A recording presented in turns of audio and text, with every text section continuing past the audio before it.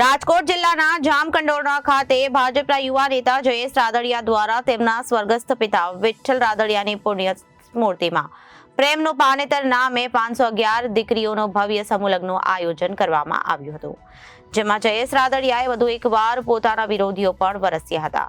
નામ લીધા વગર જ વિરોધીઓ પર તેમણે પ્રહાર કર્યા હતા.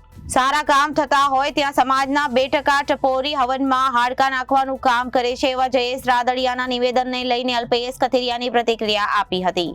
અલ્પેશ કથિરિયાએ જણાવ્યું હતું કે જયેશ રાદડિયા સમૂહ લગ્નમાં નિવેદન આપ્યું હતું, પણ તેમાં કોઈ પણ પ્રકારની સ્પષ્ટતા કરીને કે કોઈ ટપોરી કે કોઈ અસામાજિક તત્વો છે કે કોઈનું નામ લેવામાં આવ્યું ન હતું.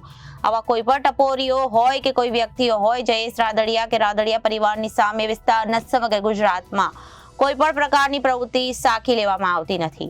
આવા ટપોરીઓથી તમને કોઈ ફરક પણ પડતો નથી. હમણાં જે શાહી સમૂહ લગ્ન જામકંડોરણા મુકામે જે આયોજિત હતું ને આ પ્રોગ્રામની અંદર એમને વક્તવ્યમાં વાતને વણી છે. આ વાતને કઈ બાબતે એમણે કીધું છે, કયા ટપોરી છે, કયા વ્યક્તિ છે, કોણ છે, એમની કોઈ સ્પષ્ટતા નથી કરી. પણ આવા કોઈ પણ ટપોરીઓ હોય કે કોઈ પણ વ્યક્તિ હોય, જયેશભાઈ કે રાદડિયા પરિવારની સામે એ વિસ્તાર કે સમગ્ર ગુજરાતમાં કોઈ પણ પ્રકારની પ્રવૃત્તિ સાથે લેવામાં નથી આવતી અને સાથોસાથ આવા ટપોરીથી એમને કોઈ ફેર પણ નથી પડતો, કેમ કે આ વિસ્તારમાં એમના પિતાશ્રી આવા કેટલાય ટપોરીને પણ ભેગા કરી દીધા છે. એટલે કોઈ પણ આવા અસામાજિક તત્વો કોઈ પણ પ્રકારનું નિશાન ઊભું કરતું હશે તો એને પણ સબક શીખડાવી અને શાંત કરી દેવામાં આવશે. અલ્પેશભાઈ, આપ પણ જે વિઠ્ઠલભાઈ પ્રત્યે ઘણા વફાદાર રહ્યા છો અને એમનું માર્ગદર્શન પણ મેળવ્યું છે. કઈ રીતનું ચરિત્ર હતું એમનું આખું અને કઈ રીતે જયેશભાઈને તેનો ફાયદો મળી રહ્યો છે?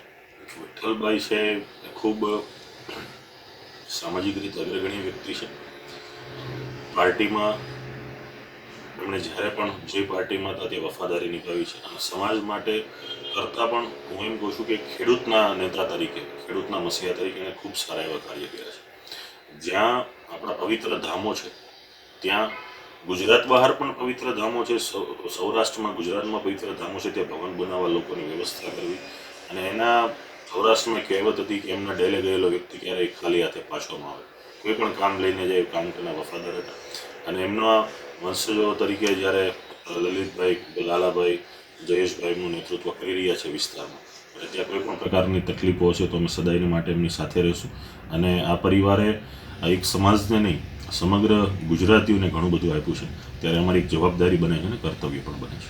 Reporter Arvind Rathod, Janadesh news, Surat.